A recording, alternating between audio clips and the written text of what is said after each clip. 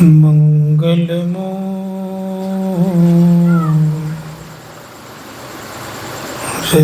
सतगुरु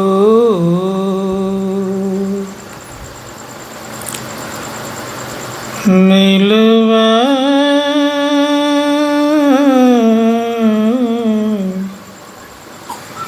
सर्वाधार।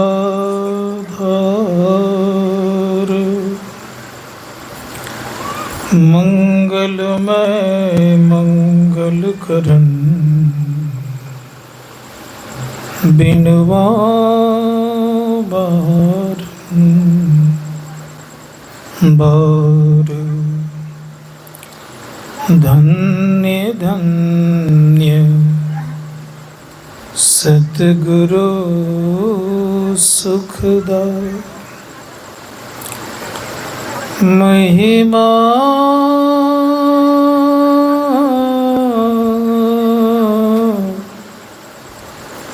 कही न जाए, जो कछु कहूँ तुम्हारी कृपा। मोते कछु न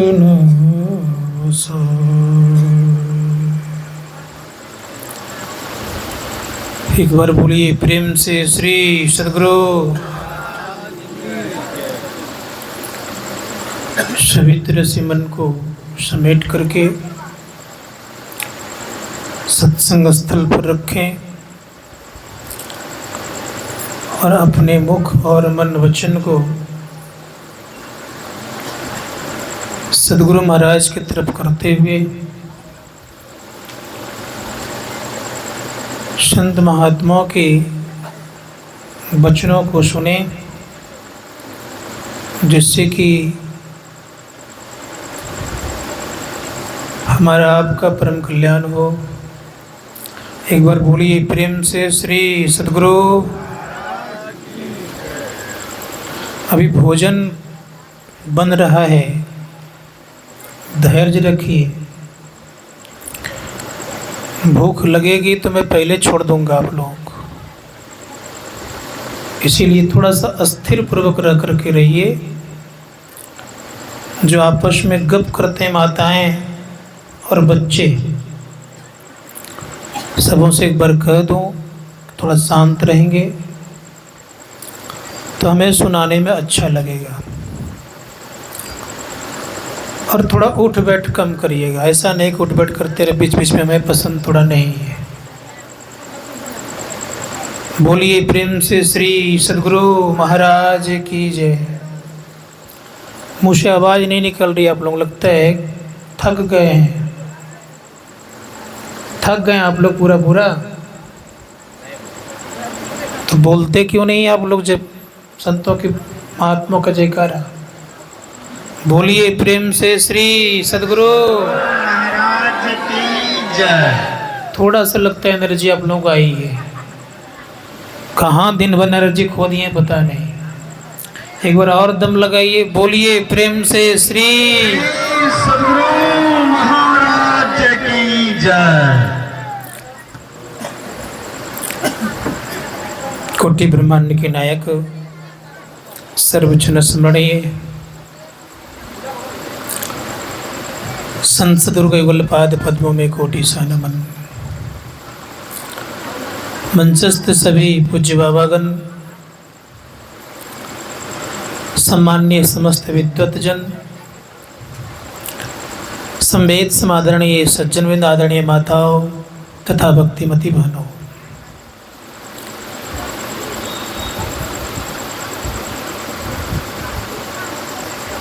संसार में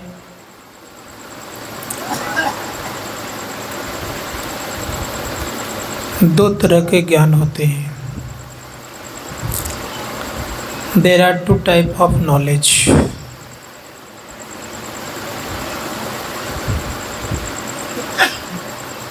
एक भौतिक ज्ञान होता है और दूसरा आध्यात्मिक ज्ञान होता है। फिजिक्स भी दो तरह का होता है, एक फिजिक्स होता है, दूसरा होता है मेटाफिजिक्स। तो ठीक करिए भैया। भौतिक विद्या के प्रकांड विद्वान बहुत सारे संसार में हुए।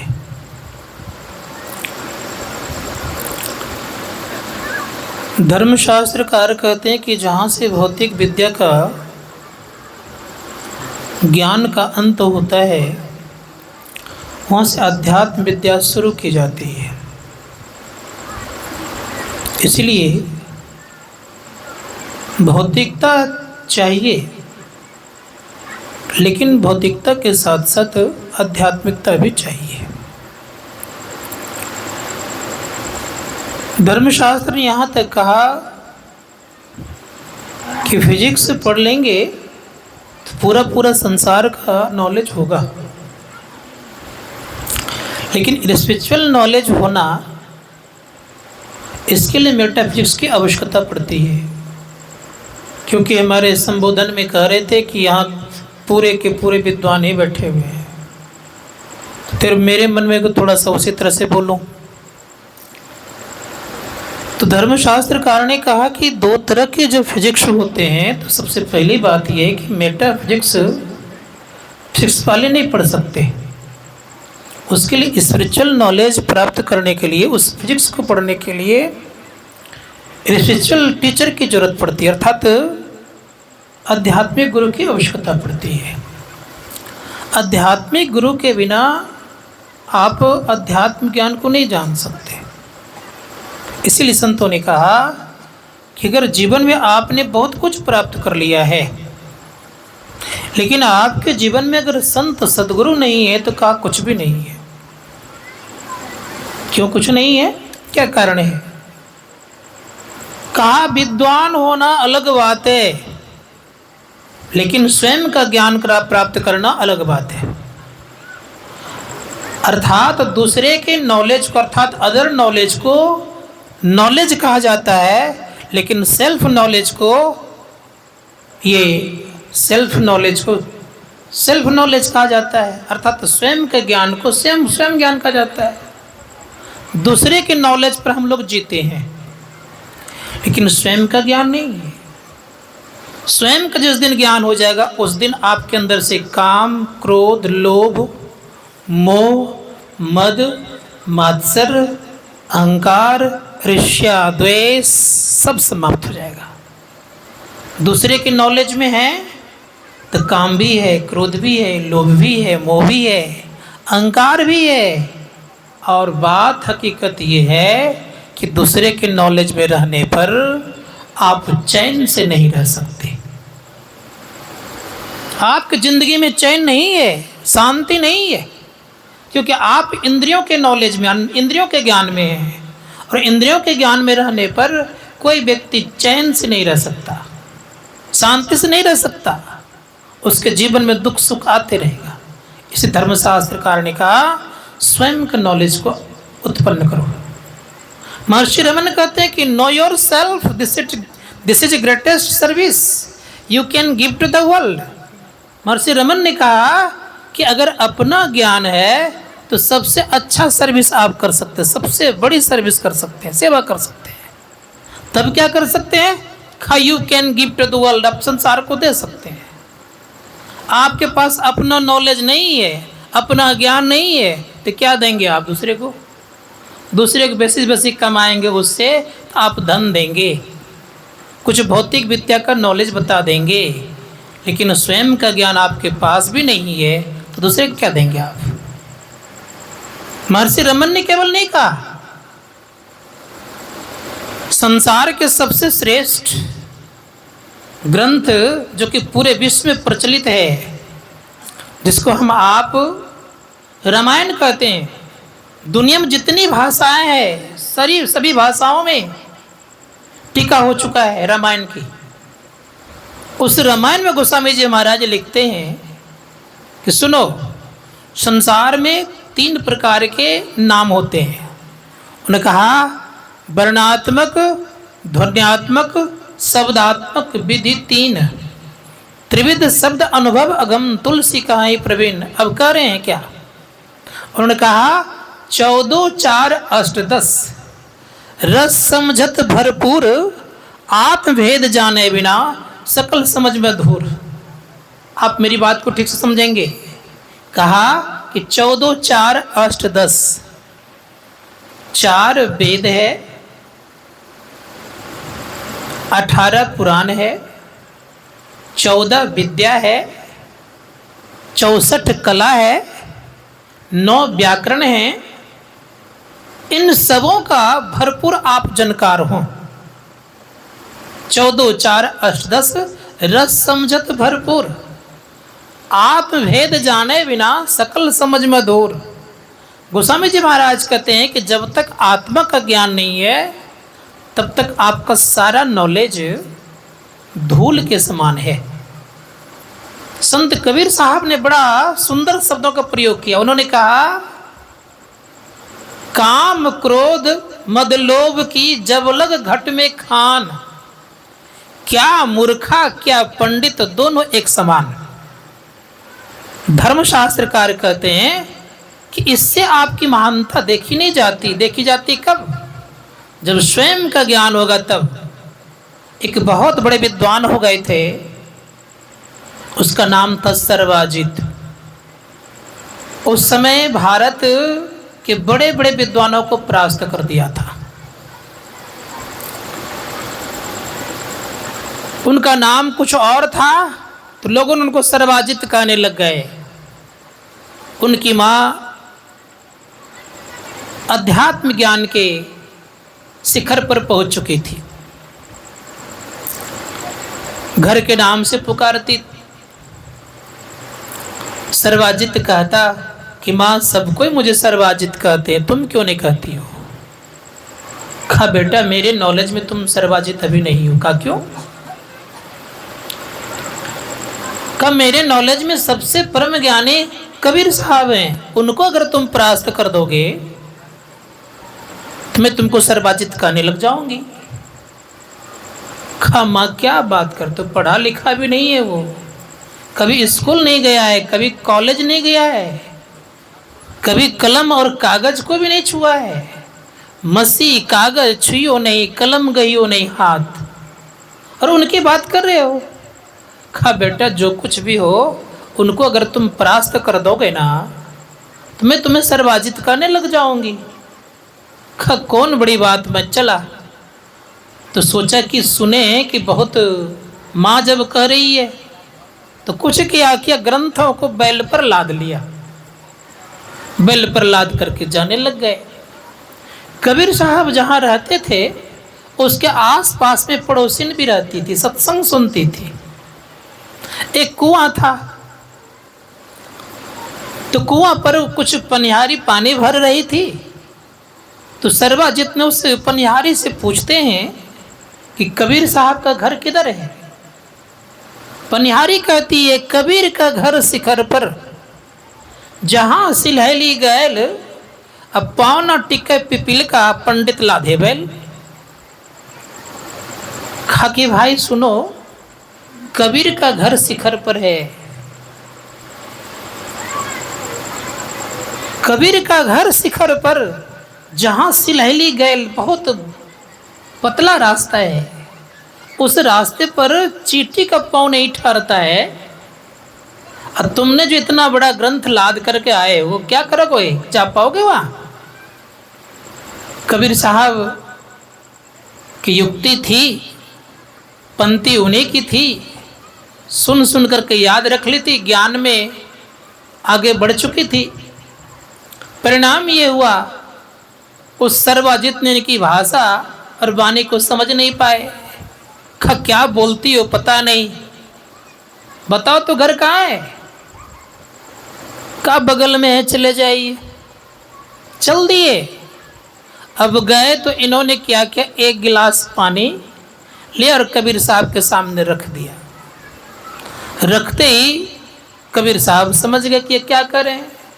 वो ताना बाना का काम करते थे, अर्थात कपड़ा बुनाई का काम करते थे। उनके हाथ में एक सुई थी, सुई उसे गिलास में डाल दी। जो ही गिलास में डाल दिए तो पूछते हैं सर्वाजित कि भाई एक बात बताओ कि तुम तो पढ़े लिखे भी नहीं हो और तुमने सुई जो डाला इसका मतलब क्या है? का तुम्हारा मतलब क्या है? का मेरा मतलब ये है कि मैं ज्ञान में प्रवीण हूँ, लबालब भरा हुआ हूँ। जिस प्रकार से हरिहर, क्या नाम है, हरिपुर वाले लोगों के मन में है कि मैं पूरा पूरा ज्ञान में लबालब भरा हूँ, उसी प्रकार से बात थी कि मैं पूरा पूरा भरा हुआ हूँ। कबीर साहब ने कहा सुनो भाई, तुम्हारे ज्ञान को छेद करके मैं पार हो जाऊंगा, का ऐसे मानने को मैं तैयार नहीं हूँ। आप एक काम करो, शास्त्रार्थ करो। कबीर साहब ने कहा कि सुनो भाई, मैं पढ़ा लिखा नहीं हूँ, कभी मुझे दस्तखत करने की नौबत नहीं आई है, अंगूठा मुझे देना आता है, ले लो। खा लिखता हूँ, लिखा, सर्वाजित जीता कबीर हारा, अंगूठा लिया और चल दिया। गया माँ को दिखाने के लिए। माँ जैसे देखती है तो लिखा हुआ था सर्वाजित हारा कबीर जीता। माँ मैंने ही लिखा है, मुझसे लिखने में भूल हो गई। फिर गए बेचारे, जब फिर गए तो कहा कि देखिए मुझसे भूल हो गई, फिर लिखता हूँ। तो लिखा सर्वाजीत जीता कबीर हारा, अंगूठा दीजिए, अंगूठा लिया और चल दिया। फिर दोबारा जब घर पहुंचे तो वहां लिखा था सर्वाजीत हारा कबीर जीता। फिर घबरा गए वो, 3 बार गए, तीनों बार उल्टा हो गया। कबीर साहब ने कहा, कबीर साहब की शिष्या थी उनकी माँ उनकी कहती है कि सुनो पुत्र, उनके सामने तुम्हारा ज्ञान 0 है, इसलिए तुम चुपचाप उनके पास जा करके उनसे दीक्षा लेकर के भजन ध्यान करो, तुम्हारा कल्याण होगा।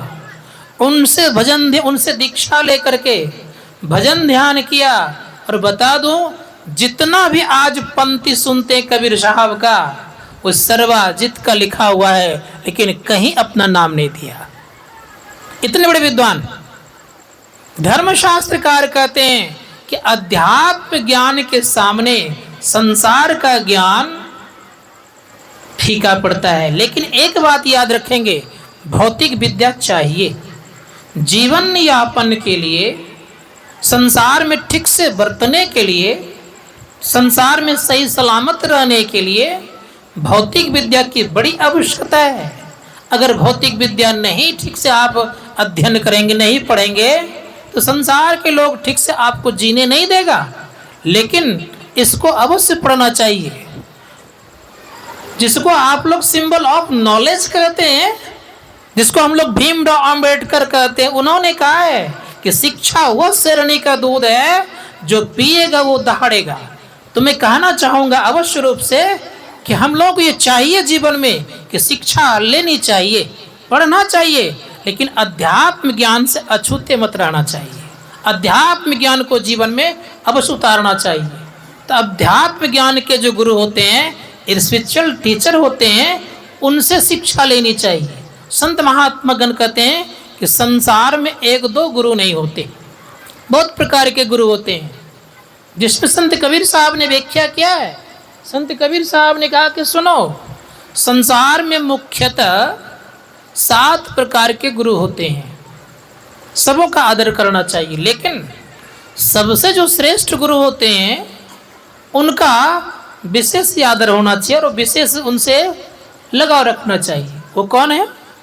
संत कबीर साहब कहते हैं कि प्रथम गुरु माता पिता, जो रजबिरज की दाता, माता पिता की सेवा करनी चाहिए, माता पिता का आदर करनी चाहिए, माता पिता को बड़े प्रेम से सेवा करके उनसे आशीर्वाद लेना चाहिए, माता पिता को ठुकराना नहीं चाहिए, माता पिता की अवहेलना नहीं करनी चाहिए।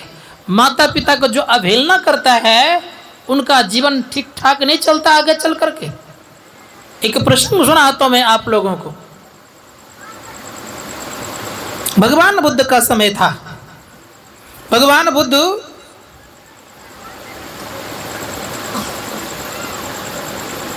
कह रहे हैं अपने भक्तों से कि एक बार की बात है, एक गिद्ध माता पिता की बहुत सेवा करते थे। संजोग से एक दिन मांस लेने के लिए माता पिता के लिए गए। बहेलिया के जाल में वो फंस गया। जब फंस गया तो बहेलिया उसको पकड़ा और मारना चाह रहा था। गिद्ध कहता है कि भाई शिकारी सुनो, कह रहे हैं कि सुनो बढ़िया से, मुझे तुम मार देना, लेकिन मेरे माता पिता भूखे हैं, उनको मुझे भोजन दे करके आने दो। का ये सब मैं सुनने वाला नहीं हूं। माता पिता के प्रति उनका जो प्रेम था, जो दिल उनका दुखने लगा उस गिद्ध का, जो परेशान होने लग गया, तो एकाएक एक सिंह प्रकट हुआ और सिंह ने उस शिकारी से कहा कि इसको छोड़ो नहीं तो तुम्हें मैं मार डालूंगा। डर के मारे उस शिकारी ने अर्थात बहेलिया ने उस गिद्ध को छोड़ा और जैसे छोड़ा वो मांस लिया और माता पिता के पास पहुंचा। तब तक ये जो सिंह प्रकट हुआ था फिर अंतर्ध्यान हो गया।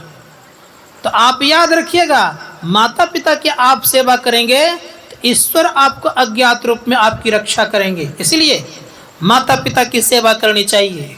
धर्मशास्त्रकार ने कहा है कि प्रथम गुरु माता पिता है और उनमें से माता पिता में से माता का संज्ञा श्रेष्ठ है।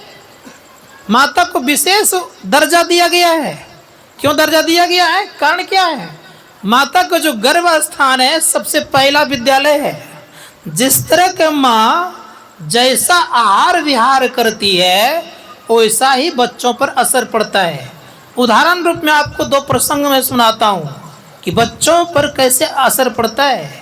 सबसे पहली बात यह कि महाभारत के दरमियान में हम लोगों ने अभिमन्यु का नाम सुना है। अभिमन्यु का नाम सुना है।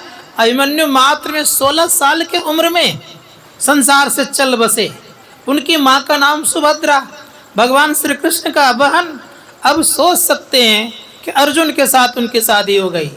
अर्जुन को चक्रव्यूह भेदन करने का कला स्वयं द्रोणाचार्य ने सिखाया था। जब उन्होंने सिखाया था एक दिन सुभद्रा से बड़े प्रेम से कह रहे थे। उस समय अभिमन्यु गर्भ में पल रहा था। सुभद्रा को जब सुनाने लगे तो 6 चक्र को तोड़ने की कला सुना दिए। जब 6 चक्रों को तोड़ने की कला सुना दिए, 7वें चक्र में सुभद्रा को नींद आ गई। ज्यों ही नींद आ गई तो गर्भस्थ शिशु भी सो गया। अर्थात माँ जब सोती है तो बच्चे भी सो जाता है। परिणाम ये हुआ कि अंदर का जो बच्चा था वो सो गया। गर्भस्थ जैसे सो गया तो 6ठा भेदन तक तो अभिमन्यु सीख लिया गर्भ अवस्था में ही। 7वां का भेदन करने नहीं आया। संजोग ऐसा हुआ, महाभारत का युद्ध हुआ। उस युद्ध के क्रम में अर्जुन चला गया किसी और को मारने के लिए। इधर द्रोणाचार्य ने क्या किया? चक्रव्यूह की रचना की। चक्रव्यूह की रचना जब कर दी गई तो उसमें नियम बनाया गया था और निर्णय लिया गया था कि युधिष्ठिर को बंदी बना करके सौंप देंगे दुर्योधन को, युद्ध समाप्त हो जाएगा, राजा जस का तस दुर्योधन बना रह जाएगा। ये संकल्प था। इसी चिंता में डूबे हुए थे चारों भाई, युधिष्ठिर जी महाराज, भीम, नकुल, सहदेव। अर्जुन तो था नहीं। परिणाम ये, वो चिंता में डूबने के कारण जो अभिमन्यु था उसने सुन लिया। खा के ताऊ जी क्यों चिंता कर रहे हैं, बात क्या है? खा बात यह है पुत्र, चक्रव्यूह भेदन की कला हम लोगों को नहीं आती है। चक्रव्यूह की रचना कर दी गई है। कहा जैसे चक्रव्यूह की रचना कर दी गई है तो कहता है अभिमन्यु कि ताऊ जी बात यह है कि मैं 6 चक्र को तोड़ सकता हूँ, इन 7वां को तोड़ने नहीं आता है। गदा की चोट की बात करते हुए भीम कहता है कि पुत्र अगर तुम 6 का भेदन कर दोगे तो 7वां तुम्हें गदा की चोट से चूर चूर कर दूंगा। चल दिए। उसमें 7 महारथी थे। 7 महारथी को पछाड़ दिया, लेकिन 7 महारथी एक जगह आ करके अभिमन्यु का वध किया। 7वां में किसी के दाल नहीं गली। ना भीम घुस पाया, न युधिष्ठिर घुस पाए, अन्ना क्या कहता नकुल और सहदेव घुस पाए। अकेला बेचारा अभिमन्यु उसमें पड़ा रहा और मारे चले गए। मैं इस बात को इसलिए रखा आपके सामने कि गर्भ अवस्था में 6 चक्र को तोड़ने की कला सीख लिया था। किनके कृपा से? माँ ने सुनी ठीक से, पिता ने सुनाया, तो ऐसी अवस्था को प्राप्त कर गए। दूसरी बात और हम लोग सुने, ये राज्य बिहार है और ये बांका जिला का पूर्व पहले भागलपुर जिला के अंतर्गत आया करता था। अधिकांशतः लगभग यहाँ पर जितने बैठे हैं सब के सब भागलपुर जिला में ही जन्म लिए हैं। बाद में भले ही बांका जिला में आ गए आप लोग। परिणाम ये हुआ जैसे बांका जिला पड़ा तो डिवाइड हो गया, लेकिन भागलपुर जिला जब था तो उसके अंदर में एक कहलगांव आता था। कहलगांव इसलिए नाम पड़ा है, वहाँ एक ऋषि रहते थे, कहल ऋषि रहते थे, कहल ऋषि, उन्हीं के नाम पर एक कहलगांव पड़ा था। वहाँ बड़े अच्छे महात्मा थे, प्रत्येक दिन वेद पाठ हुआ करता था। बड़ा अशांत लगता है, कहने में बनता नहीं, लेकिन फिर भी जबरदस्ती कह रहा हूँ। इतना हल्ला हो रहा है, अगर शांत नहीं करेंगे तो जो सुनाना चाहिए नहीं सुना पाऊंगा।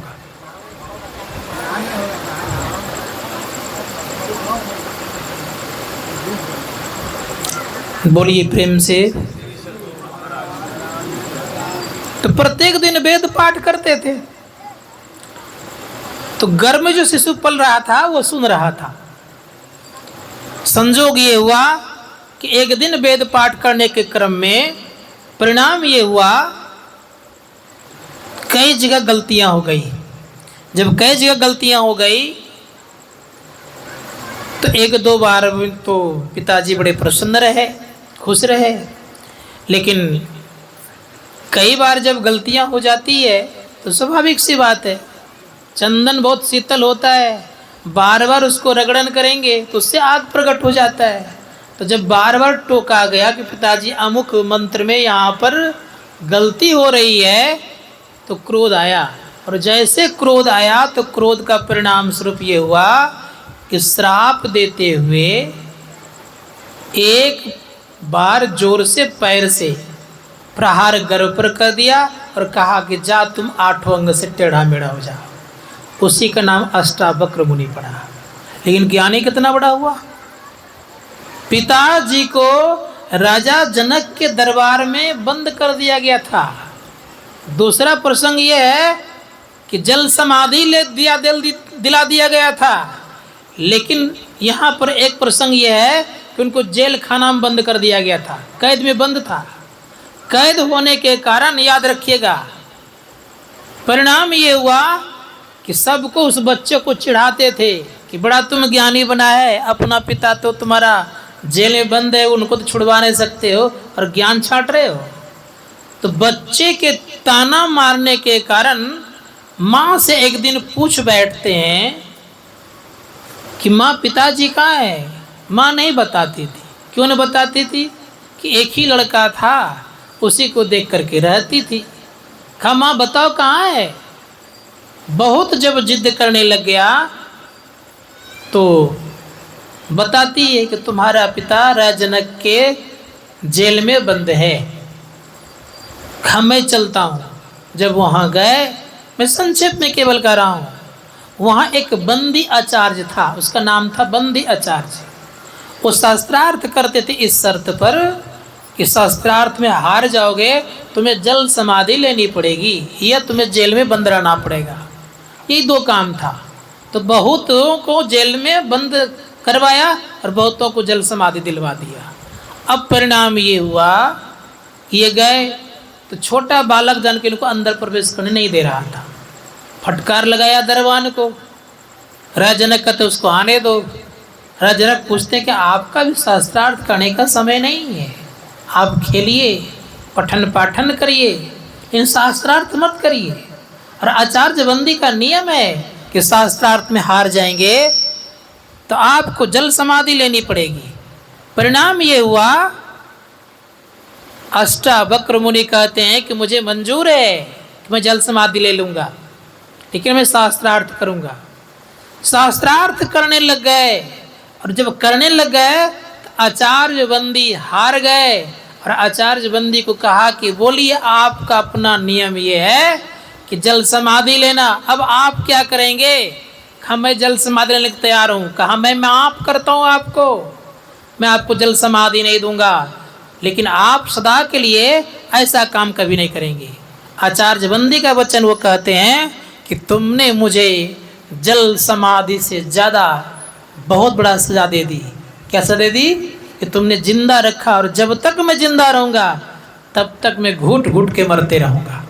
धर्मशास्त्रकार कहते हैं कि माँ प्रथम गुरु है, माता पिता प्रथम गुरु है, इसलिए माता पिता का भरपूर आदर करना चाहिए। जो व्यक्ति माता पिता का आदर करते हैं उनका पितर लोग अच्छा बनता है, याद रखिएगा। जो माता पिता को जो आदर करते हैं उनके घर में पितर लोगों की कृपा बरसती है। जो माता पिता का अच्छा आदर करते हैं उनका वंश बढ़िया से चलता है। जो माता पिता का बढ़िया आदर करते हैं, सत्कार करते हैं, तो याद रखिएगा आज उनके वंश में समृद्धि बढ़ती है। इसीलिए धर्मशास्त्रकार कहते हैं कि माता पिता का आदर करना चाहिए। अनादर करने से क्या होता है? जो व्यक्ति माता पिता का अनादर करते हैं उनका वंश बहुत दिन तक नहीं चलता और वो समृद्धिशाली नहीं होते। इसलिए माता पिता का आदर करना चाहिए। संत महात्मागण कहते हैं कि माता पिता का आदर करने से बहुत लाभ होता है। इसलिए कबीर साहब ने कहा प्रथम गुरु माता पिता जो रज बिरज का दाता, दूसर गुरु मन की धाई गिरहवास की बंद छुड़ाई। पता हम लोगों का एक समय में घर में प्रसव करवाने के लिए माताएं आया करती थी, सबको जानते हैं उनको। उसको दूसरे गुरु की संज्ञा दी गई। क्यों? कारण क्या? कारण यह कि माँ की नाभि और बच्चों की नाभि जुड़ी रहती है, उसको सावधानी पूर्वक काटते हैं और सावधानी पूर्वक बच्चे को सुरक्षित रखती हैं, इसलिए दूसरे गुरु कहलाती हैं। तीसरे गुरु जिन धरिया नामा ले ले गाम पुकारे ठामा। तीसरे गुरु होते हैं जो शिक्षा देते हैं, जो आपको पढ़ने के लिए सिखाया, ये तीसरे गुरु होते हैं। चौथा गुरु कौन होते हैं? जिन्होंने आपको नामकरण किया, तीसरे गुरु हुए। और जो पढ़ने के लिए सिखाया, चौथे गुरु हुए। चौथा गुरु जिन शिक्षा देना जग व्यवहार सब को चिन्ना, ये चौथे गुरु के अंतर्गत में आते हैं। पांचवें गुरु कौन? तो कहा पंचम गुरु जिन वैष्णव किन्ना राम नाम का सुमरन दिना। पांचवें गुरु होते हैं जिन्होंने कि नाम दिया आपको दान। आप बहुत प्रकार के चीज खाते थे, उससे छुड़ा करके आपको एक माला दिया और कहा कि आप ये सब खाना भोजन नहीं करोगे, तो उसको मना करवाए। छठे गुरु हो, पांचवें गुरु हुए। छठे गुरु कौन? का छठा गुरु भरमगढ़ तोड़ा और दुबधा मेटी एक से जोड़ा। आपको दिखाया कि ईश्वर एक है, परमात्मा एक है, उनकी प्राप्ति अपने अंदर में होगी। उनकी निष्कपट सेवा करो, सदगुरु की निष्कपट सेवा करो और अंदर साधना करो। ये छठे गुरु होते हैं, अर्थात जिन्होंने आपको ठीक से अंतर मार्ग का रास्ता बताया। और सातवां गुरु होता है कि जहाँ से हम आए हैं वहाँ पहुँचाने वाले को सातवें गुरु कहा। इसलिए कहा सातम गुरु सद शब्द लिखाया, जहाँ का तत् तहाँ पहुँचाया। सात गुरु संसार में चेला सब संसार, सदगुरु सोई जो भवजल उतारे पार। इस संसार सागर से जो पार लगा दे, इसे संत सदगुरु कहते हैं। इसलिए संत कबीर साहब ने कहा ऐसे गुरु के संबंध में 3 लोक 9 खंड में गुरुते बड़ा न कोई, करता करे न करी सके, गुरु करे सो होय। गुरु के संबंध में चरणदास जी महाराज कहते हैं कि पिता से माता 100 गुना, सुत को राखे प्यार, मन से तिसे बन करे, तन से डांट अरुगार। माता से हरि 100 गुना, जिनते 100 गुरुदेव, प्यार करे अगुण हरे, चरणदास सुखदेव। धर्मशास्त्रकार कहते हैं इसलिए गुरु चाहिए जीवन में। गुरु अगर नहीं होगा तो संत महात्मा गण कहते हैं कि हम आपका जीवन बिल्कुल अंधकार में रहेगा। इसलिए गोस्वामी जी महाराज ने सर्वप्रथम वंदना किनकी करते हैं? उन्होंने कहा बंदो गुरुपद कंज, कृपा सिंधु नर रूप हरि, महामोह तम पुंज, जासु बचन रवि कर निकर। गोस्वामी जी महाराज कहते हैं कि गुरु की वंदना करनी चाहिए। क्यों, क्या जरूरी है इसकी वंदना करने की? तो कहा कि बंदो गुरुपद कंज कृपा सिंधु नर रूप हरि। कृपा के सिंधु होते हैं और नर के रूप में हरि होते हैं, याद रखिएगा। कहीं कहीं हरि से भी विशेष होते हैं। संत महात्मा गण कहते हैं कि जो साधक गुरु को हरि से विशेष समझते हैं उनका जीवन में परम कल्याण जल्दी होता है। इसीलिए कहा कि हरि से भी विशेष। हमारे गुरुदेव कहते हैं परम पुरुष होते आदि का गावें संत सुजान का, उस परम पुरुष परमात्मा से भी विशेष संत सदगुरु होते हैं। इसलिए धर्मशास्त्र कार ने कहा कि जीवन में अगर कल्याण चाहिए तो सदैव याद रखिएगा कि हम लोग क्या करना पड़ेगा कि गुरु को रखना पड़ेगा, सर्वश्रेष्ठ मान कर चलना पड़ेगा। तो कहते हैं कि नर के रूप में हरि होते हैं। करते क्या हैं गुरु का? करते ये हैं कि अंधकार राशि से निकाल करके प्रकाश में ले जाते हैं। इसीलिए मंडलोपनिषद में आया है कि गुरु का अर्थ होता है, गु मतलब होता है प्रकाश, रु मतलब होता है, गु मतलब होता है अंधकार, रु मतलब होता है प्रकाश। जो गुरु अंधकार से प्रकाश के तरफ ले जाए उसे कहते हैं गुरु। इसीलिए हम लोगों ने सुना है जीवन में कि गुरु कोई साधारण नहीं होता। अब रह गई बात यह कि जिस गुरु को जितना ज्ञान होगा उतना ही शिक्षा देगा। जैसे उदाहरण दे रहा हूँ आपको,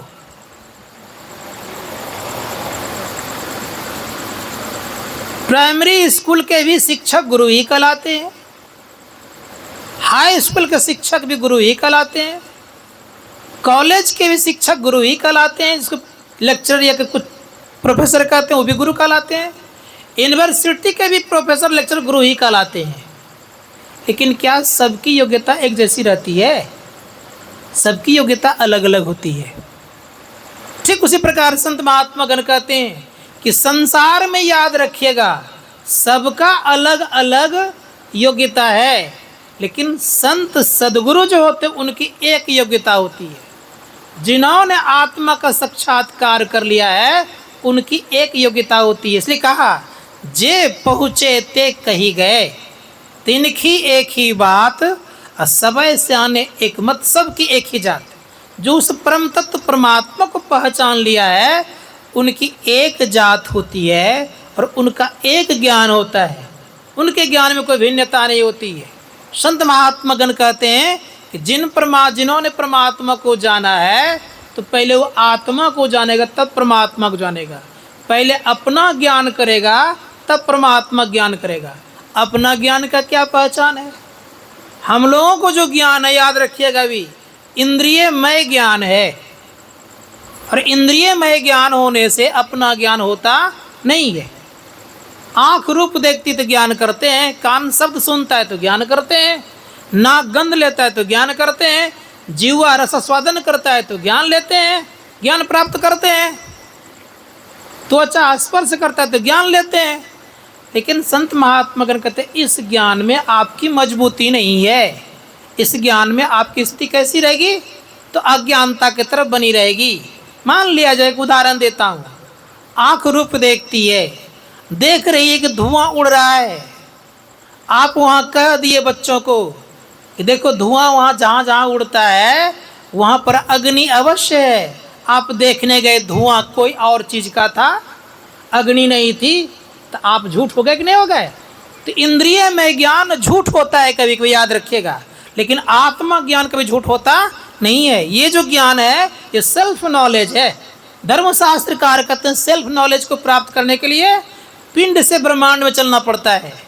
अभी जो हम लोग चल रहे हैं ये कहाँ है? ये 14 इंद्रियों से युक्त हैं, इसलिए संसार का ज्ञान हो रहा है। स्वप्न अवस्था में जाएंगे तो 4 इंद्रियां बनी रहेगी, स्वप्न देखेंगे। सुसुप्ति में जाएगा तो भी ज्ञान नहीं रहेगा आपको कुछ। लेकिन धर्मशास्त्रकार कहते हैं इसके ऊपर ब्रह्मांड है, ब्रह्मांड में जब चलेंगे संपूर्ण ब्रह्मांड का ज्ञान कर सकते हैं। लेकिन संतों के पास कौन सा ज्ञान होता है? ऋषि मुनियों का संतों के पास ब्रह्मांड के परे का ज्ञान होता है। उस ज्ञान को प्राप्त करने के लिए धर्मशास्त्रकार कहते हैं उसके लिए ध्यान करना पड़ेगा, और ऐसी जुक्ति संत सदगुरु को सीख करके आपको अभ्यास करना तभी होगा। इसके बिना संभव नहीं है। धर्मशास्त्रकार कहते हैं गुरु चाहिए। संसारिक गुरु प्राप्त करते हैं तो क्या मिलता है? संसारिक ज्ञान मिलता है। खाते पीते बढ़िया से हैं, रहते अच्छे से हैं, जीने की कला सिखाते हैं। लेकिन याद रखिएगा, जीने की कला से उत्तम कला मैं बता देता हूँ आज आपको कि मरने की कला आनी चाहिए। और जिनको मरने की कला आ जाती है तो धर्मशास्त्रकार कहते हैं उनसे श्रेष्ठ विद्यावान कोई नहीं होता है। कहेंगे कैसे? एक उदाहरण उदाहरण से मैं समझाने का प्रयास करता हूँ, आप समझेंगे। जैसे मान लिया जाए कि आप एक अच्छे व्यक्ति हैं, संजोग ऐसा हो कि आपके जीवन में कोई कर्जा आ गया, बहुत कर्जा आपने ले लिया, कर्जा ले लिया आपने, तो अब आपके पास तगादा आने लग गया, आपके पास देने का सामर्थ्य नहीं है। क्या करेंगे आप? कोई बहाना करेंगे। लेकिन संत महात्मा गण कहते हैं कि कर्जा सबको लिए हुए हैं। परमात्मा ने, प्रकृति ने क्या क्या दिया हम लोगों को? हवा दिया है, पानी दिया है, परमात्मा ने जल, हवा, पानी, आकाश, अग्नि, वायु सब दिया है। कौन दिया है? परमात्मा ने। इससे बड़ा और कर्जा क्या होगा? एक सिलेंडर खरीदते हैं कोरोना काल में, मुझे याद है कि 1-1 लाख रुपया में होता था। कई घंटा चलता था? 5-6-7 घंटा। कितना हवा ले रहे हैं हम लोग, विचार करके देखिए। कितना ऑक्सीजन ले रहे हैं, कितना कर्जदार है परमात्मा का। सब के सब कर्जदार हैं। लेकिन याद रखिएगा कि इन कर्जा से मुक्त होने के लिए क्या करना पड़ेगा? लेने के लिए तो आएगा। कौन आएगा? तो जमराज आएगा। जमराज हम लोग को ले जाएगा, पूछेगा कि तुमने कर्जा जो लिया है ये कब दोगे? पूछेंगे हाकिम तो क्या तुम कहोगे? करने का बोझ तुझे भरना पड़ेगा, रे मन मुसाफिर निकलना पड़ेगा, निकलना पड़ेगा। इसलिए धर्मशास्त्रकार कहते हैं भाड़े के क्वार्टर को क्या तू संभाले, एक दिन किराया तुझे घर का मालिक निकाले, निकालना पड़ेगा आपको। मांगेगा उस आपसे, क्या देंगे आप? तो जो बुद्धिमान व्यक्ति होता है, याद रखिएगा, तो जमराज के कर्जा को चुकाने के पहले वो करता क्या है? ऐसा काम करता उनके पास जमराज पहुंच नहीं पाता है। करता क्या वो? तो बेचारे बड़े प्रेम से संत कबीर साहब की वाणी है कि नदी किनारे घर बनाता है वो, और नदी किनारे घर बना करके उस जगह रहता है। जैसे कर्जदार मांगता है उस नदी में प्रवेश कर जाता है। समझते हैं इस बात को? संत कबीर साहब को तो नदी किनारे घर किया, कर्जा ले ले खाए, और कर्जदार जब मांगना आवे तो घुसक नदी में जाए। मतलब जमराज हमसे मांगने के लिए कर्जा आवे तो इतनी हमारी योग्यता होनी चाहिए कि इस शरीर को छोड़ करके हम कहीं अन्यत्र जगह चले जाएं। तो इससे क्या ले जाएगा वो? जीव को तो पकड़ कर ले जाता है। हम अगर निकल गए तो किसको ले जाएगा वो घूम करके चला जाएगा। संत महात्मा गण कहते इस जुक्ति को जान करके अगर आपने भजन ध्यान कर लिया तो जमराज को आप चुनौती दे सकते हैं। इसलिए संतों ने कहा कि अपने को पिंड से ब्रह्मांड में ले जाने का प्रयास और प्रयत्न कीजिएगा। ये ज्ञान आपको संत सद्गुरु देंगे। इसीलिए संतों के ज्ञान में हम लोगों को आना चाहिए।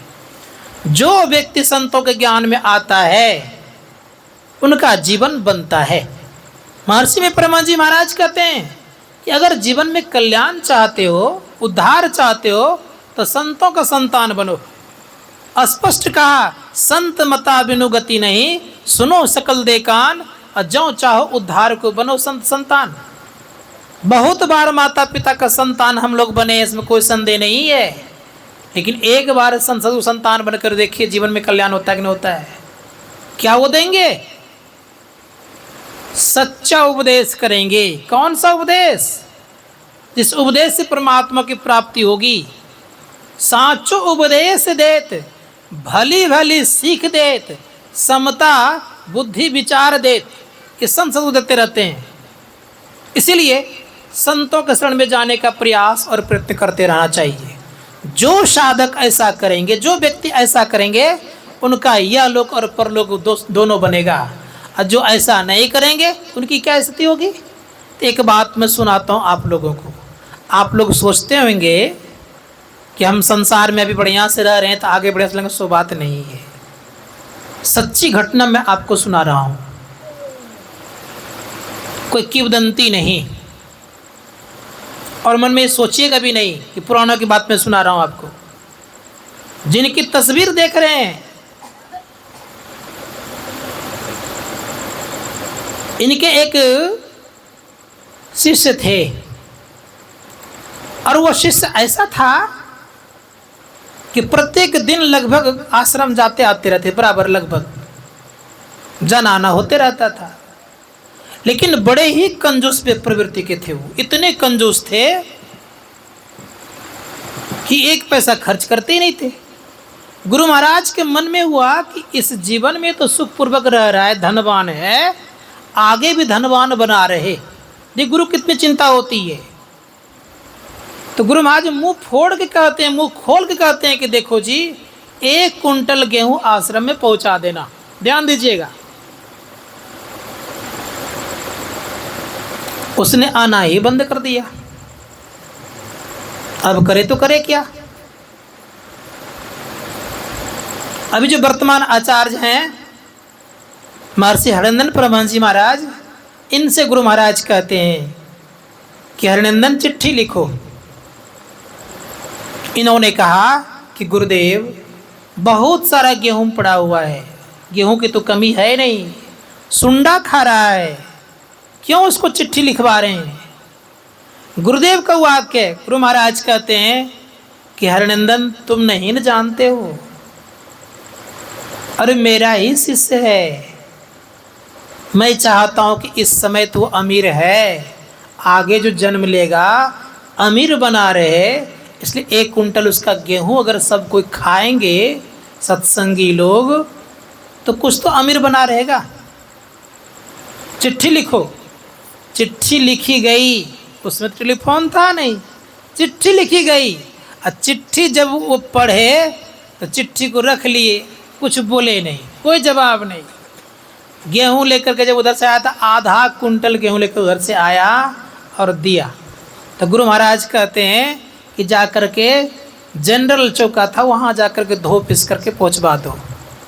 धोया गया, गेहूं पिसवाया गया और आटा वहाँ दे दिया गया, सब ने खाया। तो मैं कहना ये चाह रहा हूँ कि गुरु की चिंता इस जीवन का भी होता है और आगे का जीवन का भी होता है। इसीलिए धर्मशास्त्रकार कहते हैं यह चिंता माता पिता को नहीं है। इसीलिए संत महात्मागण कहते हैं कि ये चिंता माता पिता को भी करनी चाहिए कि मेरा बच्चा इस जीवन में भी सुखपूर्वक रहे और आगे का जीवन में सुखपूर्वक हो। ये प्रत्येक माता पिता को होना चाहिए। एक ही माँ, कौन? माँ मैनावती और दूसरे माँ दालसा, इन 2 माँ को बड़ी चिंता अपने पुत्रों के प्रति। माँ मैनावती राजा गोपीचंद को जोगी बना दिए, कहा पुत्र इस जीवन में भी तुम सुखपूर्वक रहा, आगे भी तुम सुखपूर्वक रहोगे, इसलिए तुमने जोग की दीक्षा लोर लिया। और वही माँ मदालसा 6 पुत्रों को सन्यासी बना दिए। 7वें पुत्रों की जब बारी आई तो सुन लीजिए, आज राजा ने कहा तुम सभी पुत्रों को जब तुम सन्यासी बना दोगे तो राजकाज कौन चलाएगा? कोई बात नहीं है, अब बनाता हूं मैं राजकुमार।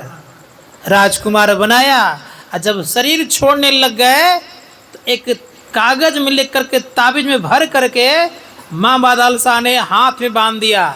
खा पुत्र, जब तुम्हें संकट आ जाए तो इस यंत्र को खोल के तुम पढ़ लेना, तुम्हारा संकट दूर हो जाएगा। और वही परिणाम हुआ। 6 भाई सन्यासी बन गए। आसपास के जो राजा था, बड़े मजबूत राजा था, चढ़ाई कर दिया। ये बेचारे बंदी होने वाले थे। देखा कि माँ ने कहा था अंतिम समय खोल करके देख लेना, संकट की घड़ी है। खोल करके देखा तो कहा ये संसार नश्वर है, यहाँ का कुछ तुम्हारे पास साथ जाने वाला नहीं है। तुम अपने प्रभु को याद करने के लिए चल पड़, तुम्हें संसार की सारी वस्तुएं उपलब्ध हो जाएगी। और परिणाम यही हुआ कि जैसे उसको पढ़ा तो राजा कहा को तुमको राज चाहिए, ले लो, मैं देने को तैयार हूँ। मुझे राज से कोई मोह नहीं है, लेकिन मेरी प्रजा को एक बार भी दुख नहीं आना चाहिए, कोई संकट नहीं देना, कष्ट नहीं देना।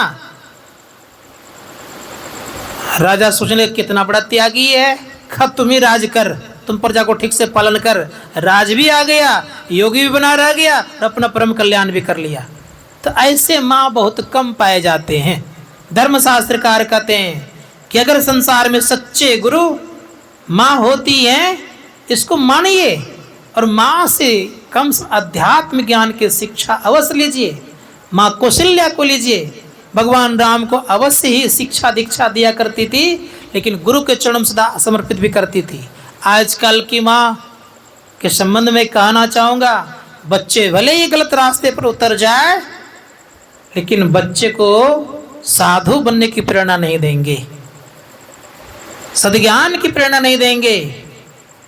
मैं इतना अवश्य कहूँगा कि सद्ज्ञान भी दीजिए, उसको संस्कार दीजिए। आप धन दीजिए या ना दीजिए, लेकिन संस्कार अवश्य दीजिए। संस्कारवान बच्चे होंगे तो क्या होगा? गोस्वामी जी महाराज ने कहा है, पूत कपूत का धन संचय, अपूत सपूत का धन संचय।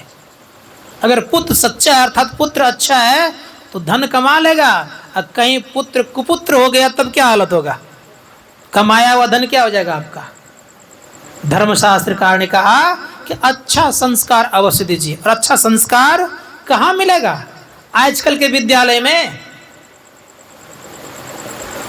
आजकल विद्यालय में अच्छा संस्कार अगर दिया होता तो आप देख लीजिए, रिवाल्वर लेकर के कॉलेज नहीं जाता, शिक्षक को डराता धमकाता आजकल के विद्यार्थी नहीं। क्योंकि कारण क्या है?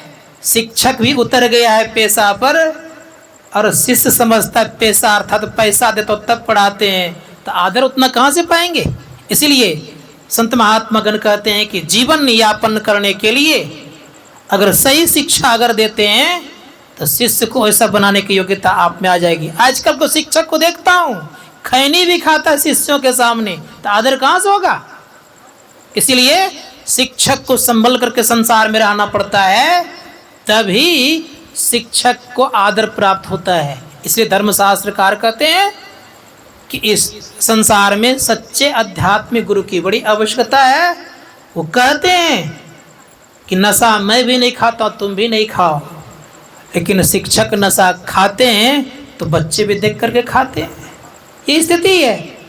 आप किस आधार से कह सकते हैं?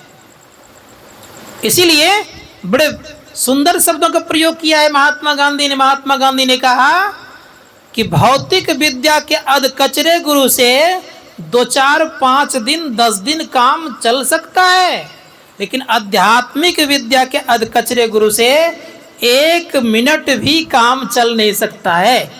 याद रखिएगा, 1 घंटा भी काम नहीं चल सकता है। इसीलिए अध्यात्म गुरु को जानना चाहिए। कैसे गुरु होते हैं? तो बड़े प्रेम से गोस्वामी तुलसी महाराज कहते हैं, ज्ञान कहे अज्ञान बिनु, तम गुण बिनु कहे प्रकाश, निर्गुण कहे सगुण बिनु, सो गुरु तुलसीदास। कहा कि ज्ञान की बात करता अज्ञानता नहीं है। वो कहता है कौन? अध्यात्म गुरु, कि जिस प्रकार से मैं करता हूँ उसी प्रकार से बच्चों को अर्थात शिष्यों को सिखाता है। और आजकल अध्यात्मिक गुरु क्या करता है? मैं खाता हूँ पांग धतूरा भांग तो तुम भी खाओ, ऐसी स्थिति है। इसलिए दोनों में फर्क है। संत महात्मा गण कहते हैं अध्यात्म गुरु चाहिए। इसके संबंध में गोस्वामी जी महाराज बड़ी भत्सना की है। उन्होंने कहा, उनकी वाणी है, हर ही शिष्य धन, याद रखिएगा, हर ही शिष्य धन शोक न हरई, अते गुरु घोर नरक में परई। सजो भाई कहती है, गुरु तो बहुत तक फिरे, ज्ञान ध्यान सुदिना, अतार सके नो एक को गहे बहुत की बा। संसार में बहुतों को शिष्य बनाए फिरते हैं, लेकिन अपने ही मुक्ति का मार्ग का पता नहीं है।